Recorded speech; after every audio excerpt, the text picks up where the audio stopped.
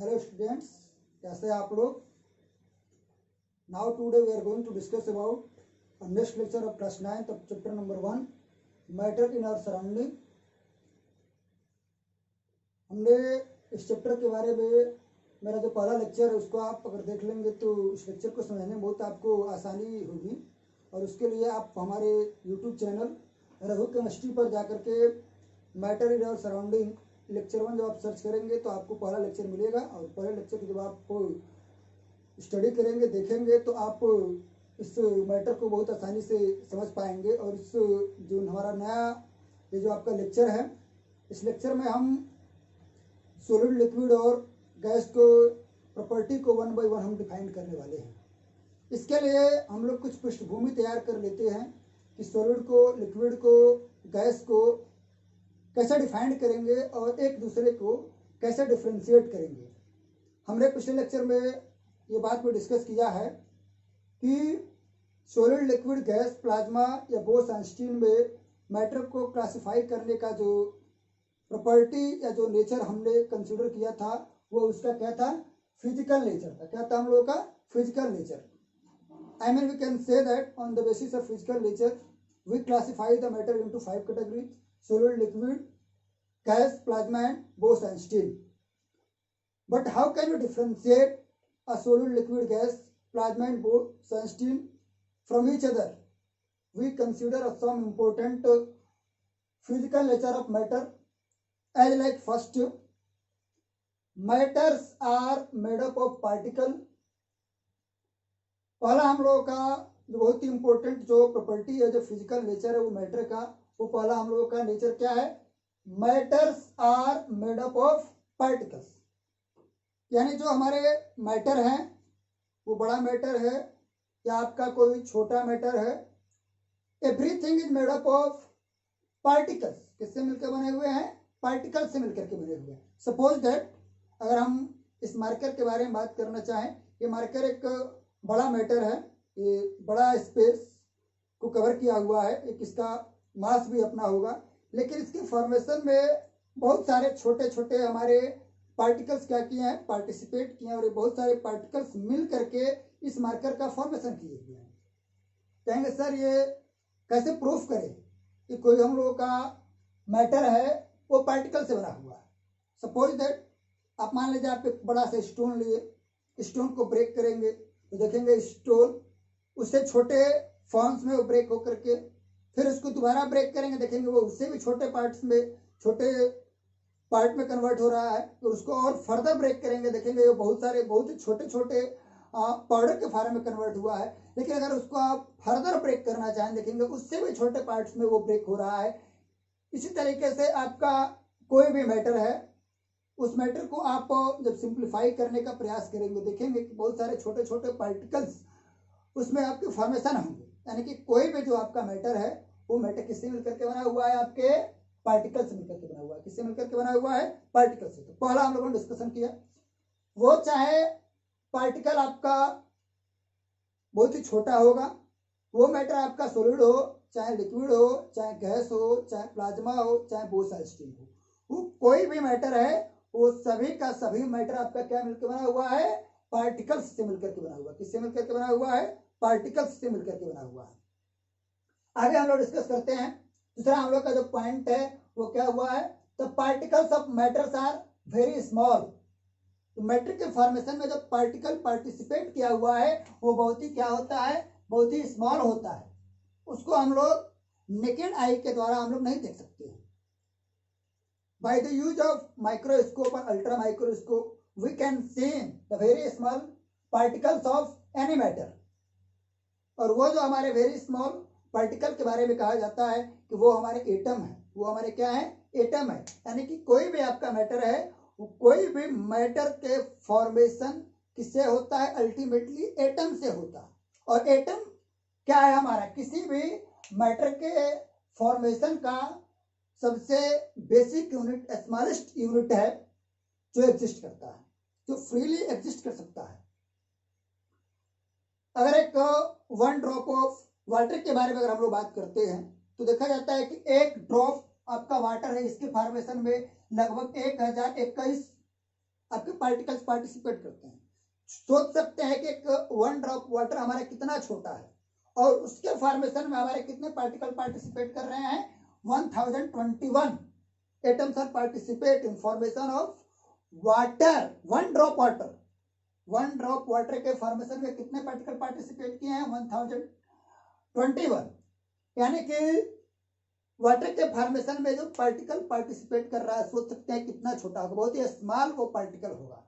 यानी कि 2 चीजें हम लोग कंसिडर कर पा रहे हैं। तीसरी हम लोग बात करते हैं, the particles of matter are moving continuously. क्या कहता है कि किसी भी मैटर के फॉर्मेशन में जो पार्टिकल्स पार्टिसिपेट किए हैं, वो पार्टिकल्स चाहे आपका एटम के बारे में बात करें या किसी मॉलिक्यूल को आप कंसीडर करें, वो हमेशा क्या रहता है, मोशन में रहता है। हमेशा वो क्या करते रहता है, मूवमेंट करते रहता है। कहेंगे सर इसको आप प्रूफ कैसे करेंगे कि वो हमारा हमेशा वो मोशन में, हमेशा वो मूव कर रहा है। सपोज दैट आप एक कंटेनर ले लीजिए और इस कंटेनर में आप क्या करिए, गैस भर दीजिए। इस कंटेनर में आप क्या करेंगे, गैस भर देंगे। गैस के जो मॉलिक्यूल्स हैं वो लगातार मोशन में रहते हैं और मोशन में रहने के कारण वो लगातार इसके वॉल पर क्या करते हैं, एक प्रेशर जनरेट करते रहते हैं, प्रेशर क्रिएट करते रहते हैं। इससे ये प्रूफ होता है कि ये जो हमारे पार्टिकल्स हैं किसी मैटर के फॉर्मेशन में जो पार्टिसिपेट किए हुए हैं, वो हमेशा ही रैंडम मोशन, हमेशा वो क्या करते रहते हैं, रैंडमली मूवमेंट करते रहते हैं। और इस मूवमेंट को हम लोग ब्राउनियन मूवमेंट के नाम से जानते हैं। किस मूवमेंट के नाम से जानते हैं, ब्राउनियन मूवमेंट के नाम से जानते हैं। यानी कि कोई भी आपका मैटर है, उस मैटर के फॉर्मेशन में जो पार्टिकल पार्टिसिपेट किया हुआ है वो कंटिन्यूअसली क्या करते रहता है, मूवमेंट करते रहता है। हमेशा क्या करते रहता है, मूवमेंट करते रह सकते हैं। इसके अलावा आप दूसरा एग्जाम्पल ले सकते हैं। मान लीजिए आपने वाटर लिया और उस वाटर में अगर आप कोई क्रिस्टलाइज पोटेशियम परमैंगनेट का आप उसमें एक टुकड़ा मिलाते हैं। आपने मान लीजिए एक कंटेनर लिया, उस कंटेनर में आपने क्या लिया हुआ है, वाटर, और उसमें आपने क्या मिला दिया, क्रिस्टली KMnO4। क्या आप उसमें ऐड कर रहे हैं, क्रिस्टली KMnO4 जब ऐड करते हैं तो देखा जाता है कि ये क्रिस्टली KMnO4 एक, अगर उसको बहुत ही बारीकी से, अगर ये हमारा कांच का ग्लास है जिसमें हम लोग वाटर लिए हुए हैं, तो उसमें हम बहुत ही आसानी से उसके मूवमेंट को हम लोग बहुत इजीली देख सकते हैं। इसके अलावा आप वाटर लीजिए, उस वाटर में आप क्या करिए, पोलन ग्रेन को आप अगर उसमें मिलाते हैं तो पोलन ग्रेन्स के फॉर्मेशन में जो पार्टिकल्स, जो फॉर्मेशन में जो पार्टिकल पार्टिसिपेट किए हैं, वो भी देखते हैं कि उसमें रैंडमली वो क्या करते रहता है, मूवमेंट करते रहता है। यानी कि किसी भी मैटर के फॉर्मेशन में जो आपका पार्टिकल पार्टिसिपेट किया हुआ है वो हमेशा कंटिन्यूअसली क्या रहता है, मोशन में रहता है, यानी कि मूवमेंट करते रहता है। चौथा हम लोगों का फिजिकल नेचर जो मैटर का है, particles of matter have space between them.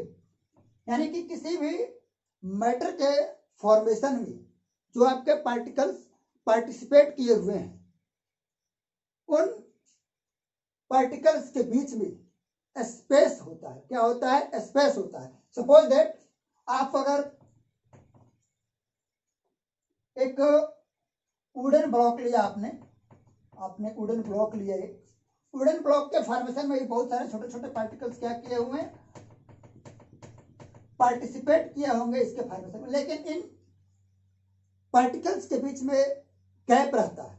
हालांकि ये हमारा वुडन ब्लॉक है, एक सॉलिड पार्ट है, तो इसमें हम लोग उसके गैप को देख नहीं पा रहे हैं, इसलिए उसको हम लोग सीन नहीं कर पा रहे हैं। हालांकि उसके बीच में स्पेस है, लेकिन इसलिए हम देख नहीं पा रहे हैं। लेकिन आप कैसे उसको देख सकते हैं, अगर मान लीजिए इसी वुडन ब्लॉक को अगर आपने क्या किया, वाटर में जब आप डाल देंगे, देखेंगे कि ये वुडन ब्लॉक क्या हो जाता है, मोटा हो जाता है, क्योंकि वो क्या करता है, वाटर के मॉलिक्यूल्स को एब्जॉर्ब करने का काम करता है, वाटर को एब्जॉर्ब करने का काम करता है। ये एब्जॉर्ब तभी कर सकता है जब इस वुडन ब्लॉक के फॉर्मेशन में जो पार्टिकल पार्टिसिपेट किए हुए उनमें क्या होना चाहिए, स्पेस होना चाहिए। यानी कि इस वुडन ब्लॉक के फॉर्मेशन में जो पार्टिकल पार्टिसिपेट किए हुए हैं उनके बीच में कहीं ना कहीं क्या है, स्पेस है, तभी ये वाटर के मॉलिक्यूल्स को क्या कर पा रहे हैं, एब्जॉर्ब कर पा रहे हैं। दूसरा एग्जांपल आप बात कर सकते हैं। आप मान लीजिए कि आपने क्या लिया हुआ है, 1 लीटर वाटर लिया आपने, सपोज दैट आपने कितना लीटर वाटर लिया, 1 लीटर वाटर लिया, और आपने देखा कि जो शुरू में जो इसका हाइट थी इस कंटेनर में, आपने उस हाइट को कंसिडर कर लिया, कितना हाइट थी उसकी। और अगर आप इसमें बाहर से आप इसमें चाहे NaCl ऐड करिए, या आपने इसमें शुगर ऐड किया, इसमें 50 ग्राम या 20 ग्राम आपने शुगर ऐड किया या आपने NaCl ऐड किया, देखेंगे कि उसके बाद भी ये जो हाइट थी इस वाटर के कंटेंट की, वॉल्यूम की जो हाइट थी, यानी कि जो इसका मात्रा था, जो हाइट पहले थी, इस वाटर के में जब आप शुगर को मिलाएं उसके बाद में देखें कि उसका हाइट उतना ही है, यानी किसी ने गया कहाँ, या शुगर को गया कहाँ, या NaCl को गया कहाँ। इसका मतलब ये बात स्पष्ट हो रहा है कि इस वाटर के फॉर्मेशन में जो पार्टिकल पार्टिसिपेट किए हुए हैं, जो मॉलिक्यूल्स पार्टिसिपेट किए हुए हैं, उनके बीच कहीं ना कहीं स्पेस था, कुछ वैकेंट स्पेस उसके बीच में थे, तभी उस स्पेस में ये जो आपके शुगर के मॉलिक्यूल्स हुए, चाहे आपके NaCl के मॉलिक्यूल हैं, उसमें जाकर के क्या हो गए, फिट हो गए, उसमें जाकर के वो डिजॉल्व हो गए, उसमें जाकर के वो मिल गए, तभी उसका हाइट वो इंक्रीज नहीं कर पा रहा है। यानी कि वाटर के फॉर्मेशन में जो भी पार्टिकल पार्टिसिपेट किए हैं, उनके पार्टिकल्स के बीच में कहीं ना कहीं क्या है, स्पेस है, तभी आप उसमें NaCl को डिजोल्व कर पाए या आपने शुगर को डिजोल्व कर पाया। इसके अलावा जो भी कोई भी आपका मैटर हो, वो चाहे आप वाटर की बात करें, चाहे आप मिल्क की बात करें, चाहे आप ऑयल की बात करें, क्या किसी वुडन ब्लॉक की बात करें, आप किसी ब्रिक्स की बात करें या स्टोन की बात करें, एवरी मैटर के फॉर्मेशन में जो पार्टिकल पार्टिसिपेट किए हुए हैं, उनमें कहीं ना कहीं स्पेस है। आप गैस के बारे में बात करना चाहते हैं, आप बहुत बड़ा गैस का कोई कंटेनर ले लीजिए, उसमें बहुत सारा गैस भरा हुआ, उसमें आप हाथ पैर मार सकते हैं, हाथ हिला सकते हैं उसके अंदर, क्यों? क्योंकि उसके पार्टिकल्स के बीच में हो सकता है कि ज्यादा स्पेस है, तभी आप उसमें क्या कर पा रहे हैं, आसानी से हाथ को मूवमेंट करा पा रहे हैं। यानी कि चाहे वो सॉलिड हो, चाहे वो लिक्विड हो, चाहे आपका गैस हो, कोई भी मैटर है, उस मैटर के फॉर्मेशन में जो भी आपका पार्टिकल पार्टिसिपेट किया हुआ है, उनके बीच क्या है, स्पेस है। ये बात स्पष्ट हो रही है। नेक्स्ट हम लोग आगे बढ़ते हैं। Particles of matter attract each other because of force of attraction. थोड़ी सी बात मैं डिस्कस करना चाहता हूं, फिजिक्स से रिलेटेड है आपका। हमें लग रहा है कि all of you know about gravitation term and gravitational force of attraction. You already know about it. Between the masses always force of attraction occur, not a repulsion occur. Repulsion exists between, in the case of ions, in the case of charges, but not in the case of masses. अगर आपका मास है तो मास के बीच में हमेशा ही force of attraction exist करता है, force of repulsion exist नहीं करता है। यानी कि कोई भी आपका मैटर है, वो आपका मास है, और उस मास के फॉर्मेशन में जो भी पार्टिकल पार्टिसिपेट किया होगा, उस पार्टिकल के पास भी कुछ ना कुछ क्या होगा, मास होगा, तो वो पार्टिकल एक दूसरे से क्या करेंगे, फोर्स ऑफ अट्रैक्शन को शो करने का काम करेंगे। हो सकता है कि सॉलिड के केस में ये फोर्स ऑफ अट्रैक्शन ज्यादा हो, लिक्विड वाले में उससे कम हो, गैस वाले में उससे कम हो, लेकिन कोई भी आपका मैटर है, उस मैटर के फॉर्मेशन में जो भी आपका पार्टिकल पार्टिसिपेट किया हुआ है, उस पार्टिकल्स के बीच फोर्स ऑफ अट्रैक्शन एग्जिस्ट करता है, क्योंकि हम पहले से जानते हैं अकॉर्डिंग टू ग्रेविटेशन कि मासेस के बीच में हमेशा क्या करता है, फोर्स ऑफ अट्रैक्शन एग्जिस्ट करने का काम करता है। क्लियर है? यहां तक हमें लग रहा है कि फिजिकल नेचर ऑफ मैटर आप बहुत ही इजिली आप समझ पा रहे होंगे। इन सारे पैरामीटर्स को यूज करके हम लोग आगे सॉलिड्स को, लिक्विड को और गैस को डिफाइन करेंगे। Let's now go to study about solid. What is solid?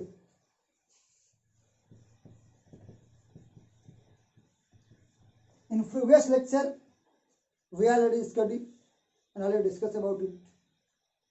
Any matter which have definite shape, size and volume known as solid. Anything which have definite shape, size and volume known as solid example के बारे में हमने discuss किया हुआ था। आपका stone है, wooden block आपका है, इसके अलावा हम लोग मार्कर के बारे में बात कर सकते हैं, मोबाइल आप जो यूज कर रहे हैं मोबाइल के बारे में आप बात कर सकते हैं। बहुत सारे फैक्टर्स के बारे में हम लोगों ने डिस्कस, बहुत सारे एग्जाम्पल्स के बारे में हमने डिस्कस पिछले लेक्चर में किया था। Once again revise it. Solid क्या है? जिसका अपना डिफरेंट शेप है, साइज है और वॉल्यूम है, उसको हम लोग सॉलिड के नाम से जानते हैं। लेकिन ये जो भी हम लोगों ने डिफिनेशन जो आपको मैं प्रोवाइड कर रहा हूँ, ये डिफिनेशन कब अप्लाई हो रहा है? जब इसके ऊपर किसी प्रकार का एक्सटर्नल फोर्स हम लोग अप्लाई नहीं कर पा रहे हैं। आप कहेंगे सर जी इस सॉलिड का शेप जो है, साइज जो है, वॉल्यूम जो है वो डिफरेंट क्यों है? Why? What is the reason behind it? Why solids have different shape, size and volume? Which factor are responsible for it?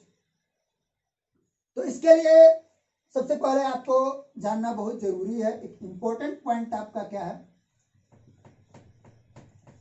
सबसे पहला जो प्रॉपर्टी ऑफ सॉलिड्स है, ये प्रॉपर्टी ऑफ सॉलिड्स ही इस सॉलिड के different shape, size and volume के responsible factors हैं।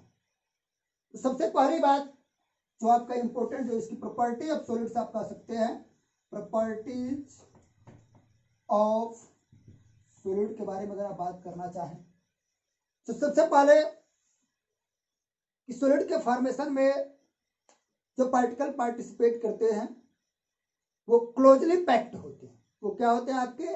Closely packed. Distance between the particles are very less. यानी कि सॉलिड के फॉर्मेशन में जो पार्टिकल पार्टिसिपेट किए हुए हैं उनके बीच का स्पेस बहुत ही क्या होता है आपका? कम होता है। दूसरी बात, सपोज दैट आपने एक यही वुडन ब्लॉक को आप कंसीडर कर लीजिए। मान लीजिए कि इसके फॉर्मेशन में पार्टिकल पार्टिसिपेट, ये पार्टिकल, ये पार्टिकल, दूसरा, ऐसे बहुत सारे इसके फॉर्मेशन में पार्टिकल पार्टिसिपेट किए हुए हैं।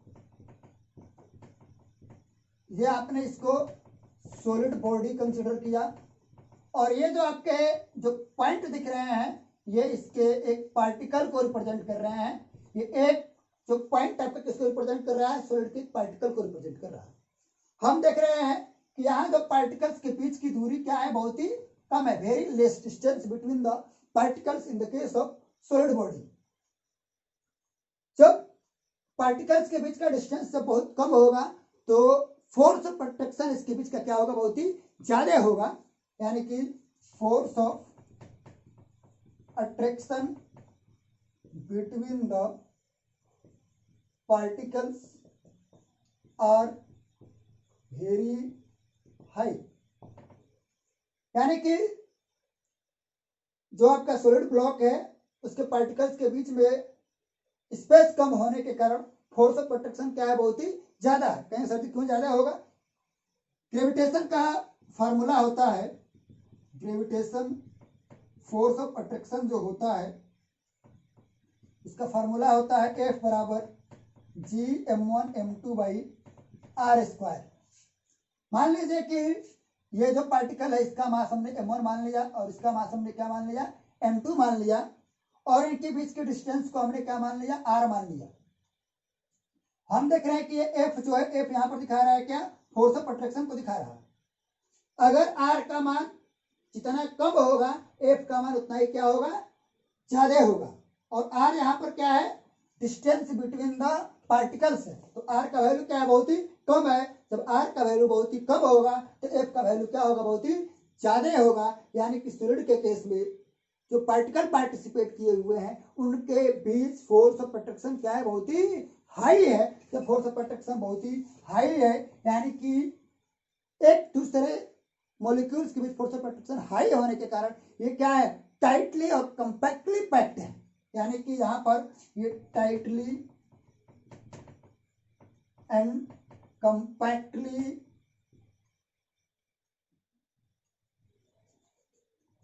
पैक्ड ये क्या है, दूसरे से टाइटली और कंपैक्टली पैक। जब टाइटली और कंपैक्टली जब पैक होगा तो वो क्या करेगा, कम से कम वॉल्यूम को एक्वायर करेगा, और कम से कम वॉल्यूम में ज्यादा से ज्यादा जब मास होगा तो सॉलिड का डेंसिटी भी क्या होगा, बहुत ही हाई होगा। यानी कि इसकी डेंसिटी क्या होगी, हाई डेंसिटी होगी।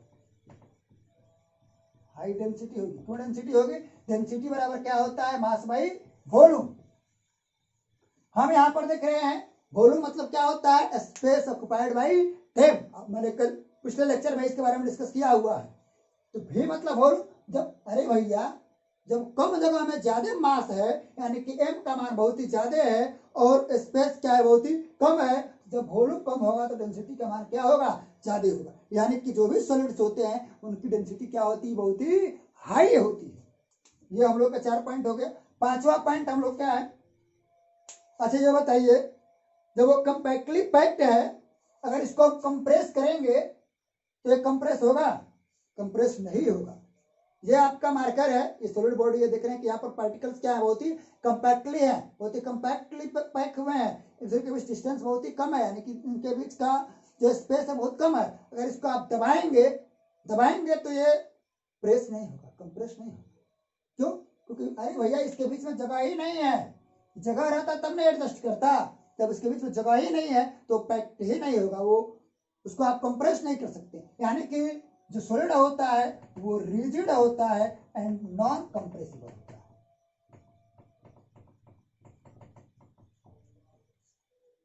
वो क्या होता है आपका, नॉन कंप्रेसिबल होता है। एक और बात, 5वां बात हो गया। 6वां बात हम लोगों का, सॉलिड्स जो है वो डिफ्यूजन प्रॉपर्टी को शो नहीं करता है। ये क्या करता है, डिफ्यूजन प्रॉपर्टी को शो नहीं करता है। अब ये डिफ्यूजन क्या है, नेक्स्ट लेक्चर जब लोग आगे डिस्कस करेंगे उन लेक्चर्स में हम इन डिफ्यूजन के बारे में ऑलरेडी हम लोग डिस्कस करने वाले हैं। तो ये हमारे सॉलिड्स की प्रॉपर्टी हो गई। सबसे पहली बात, सॉलिड्स का क्या होता है, उसका डिफिनिट शेप, साइज और वॉल्यूम होता है।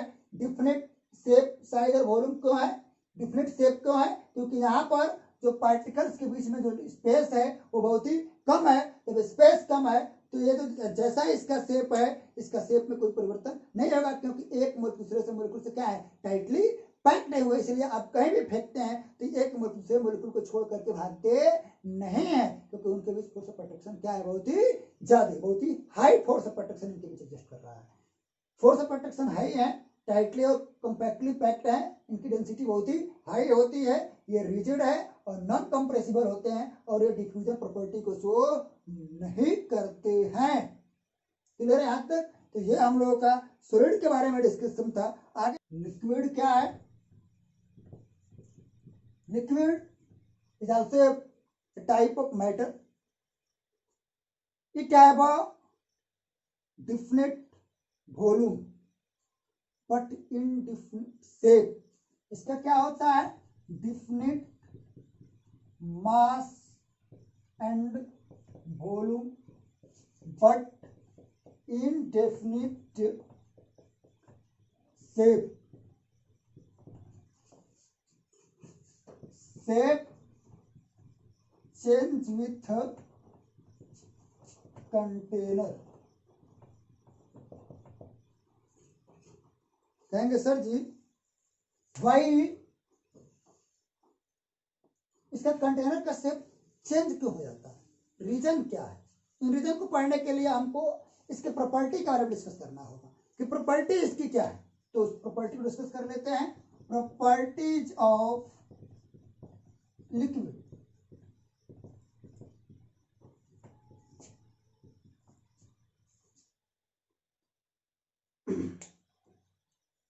Distance between the particles are more with respect to solid. Distance between the particles are more with respect to solid. solid के रिस्पेक्ट में जो आपका लिक्विड है, पार्टिकल्स के बीच का जो डिस्टेंस होता है वो ज्यादा होता है। जब डिस्टेंस जब ज्यादा होगा तो क्या होगा, force of attraction between the particles are less with respect to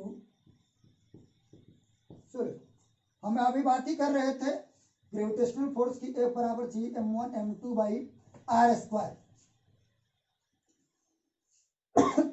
suppose that आपने मान लीजिए एक कंटेनर लिया हुआ है और इसमें आपने क्या ले लिया, वाटर लिया। तो सॉलिड के रिस्पेक्ट में जो लिक्विड है, ये लिक्विड के मॉलिक्यूल का जो डिस्टेंस है वो आर, वो क्या है, ज्यादा है। तो जब आर का मान जब बढ़ेगा तो एफ का मान क्या होगा, घटेगा। यानी कि यहाँ पर एक मॉलिक्यूल और ये दूसरे मॉलिक्यूल के बीच का जो फोर्स ऑफ अट्रैक्शन है वो क्या है, कम है। फोर्स ऑफ अट्रैक्शन इसका क्या है, कम है। तीसरी बात, फोर्स ऑफ अट्रैक्शन कम होने के कारण ये क्या करेगा, कम मास है लेकिन जगह को क्या करेगा, ज्यादा घेरेगा, क्योंकि इसके डिस्टेंस बीच में क्या है, ज्यादा खाली है। ज्यादा जगह को कवर करेगा। तो ज्यादा जगह को कवर करेगा तो इसकी डेंसिटी क्या होगी, लेस होगी। Density less with respect to solid.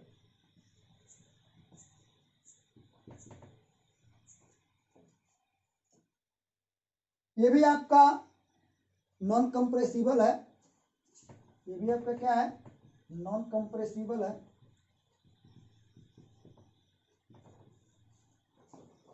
But it show a fluidity property, but it show a fluidity property, fluidity property.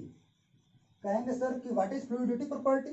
Fluidity property कहने का मतलब है, अगर आपने मान लीजिए कि आप वाटर को अर्थ पे गिरा देते हैं या किसी भी सरफेस में जब आप गिराते हैं, देखते हैं वो क्या करने लगता है, फैलने लगता है। क्या करने लगता है, फैलने लगता है। जबकि आप किसी सॉलिड को गिराते हैं तो वो जैसा आप गिराएंगे वैसे ऐसा थोड़ी है सॉलिड में से निकलने कोई मॉलिक्यूल उसका भागना चालू कर देगा, ऐसा नहीं। लेकिन आप किसी लिक्विड को आप जब गिराते हैं किसी सरफेस पर तो वो क्या करने लगता है, फ्लो करने लगता है। फ्लो क्यों करता है, क्योंकि वहां पर एक मॉलिक्यूल दूसरे मॉलिक्यूल से थोड़े से फ्री है। किसके लिए, मूवमेंट को शो करने के लिए। किसको शो करने के लिए, मूवमेंट को शो करने के लिए। क्योंकि वहां पर फोर्स ऑफ अट्रैक्शन क्या है, कम है। तो फोर्स ऑफ अट्रैक्शन कम होगा तो एक मॉलिक्यूल से एक पार्टिकल दूसरे पार्टिकल से थोड़े से क्या होंगे, फ्री होंगे। किसके लिए, मूवमेंट को शो करने के लिए। यानी कि नेक्स्ट प्रॉपर्टी होगा, particles have freedom to show fluidity। तो ऐसा है, due to less force of attraction between the particles. अगली बात क्या है, सिक्स्थ पॉइंट आपका, सेवेंथ पॉइंट आपका क्या है, it show diffusion property. It show क्या आपका, डिफ्यूजन प्रॉपर्टी। ये क्या शो करता है, आपका डिफ्यूजन प्रॉपर्टी शो करता है।